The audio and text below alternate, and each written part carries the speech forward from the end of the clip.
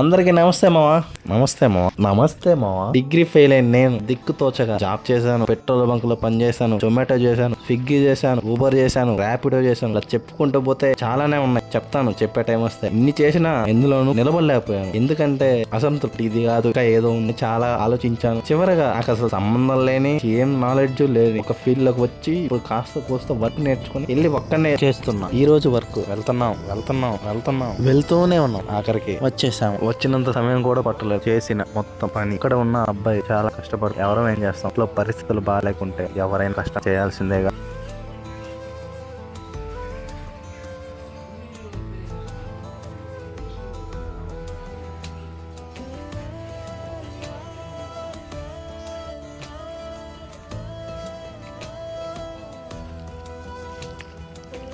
పని ముగించుకొని పారే నీటిలో కొద్దిసేపు సేద తీరాను. నేను చేసే పని గురించి నెక్స్ట్ వీడియోలో చెప్తాను.